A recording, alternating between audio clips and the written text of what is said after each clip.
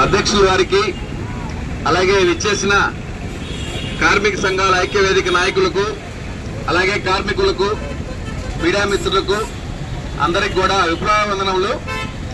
ముఖ్యంగా నరేంద్ర మోదీ అంటే అతను ఎంత దుర్మార్గమైన వ్యక్తి అంటే బ్రిటిష్ వాళ్ళ కాలంలోనే మన అందరం ప్రాణ త్యాగాలు చేసి సాధించుకున్నటువంటి కార్మిక హక్కులను కూడా కాలరాసి అంబానీ అదానీ చేతుల్లో ఈ దేశాన్ని పెట్టడానికి మన ప్రజల భవిష్యత్తును కార్మికుల భవిష్యత్తును మొత్తం పెట్టడానికి కూడా సిద్ధమయ్యి ఈ రోజు ఆయన 29 లేబర్ కోడ్లు మనం సాధించుకున్న దాన్ని 4 లేబర్ కోడ్లుగా మార్చి క్యాపిటలిస్ట్ కి వ్యాపారస్తులకు అనుకూలంగా మళ్లీ బానిసత్వంలో కార్మికులను అందరినీ ప్రజలను నెట్టడానికి ఈ రోజు 1వ తేదీన అమల్లో తీసుకురావడం చాలా దుర్దినం.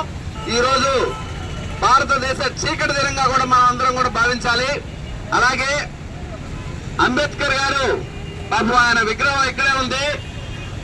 ఆయన విగ్రహం నుంచి కూడా కన్నీళ్లు వచ్చే విధంగా ఆయన రాజ్యాంగానికి తూట్లు పొడుస్తూ ఈ నరేంద్ర మోదీ రాచరిక వైపు భారతదేశాన్ని నడిపిస్తున్నాడు. కాబట్టి నీకు ఖచ్చితంగా రాబోయే ఎన్నికల్లో నీ డిపాజిట్ లేకుండా కోల్పోయే పరిస్థితి వస్తుందని కార్మిక వర్గంతో పెట్టుకున్నటువంటి ఏ ప్రభుత్వం కూడా నిలబడలేదు.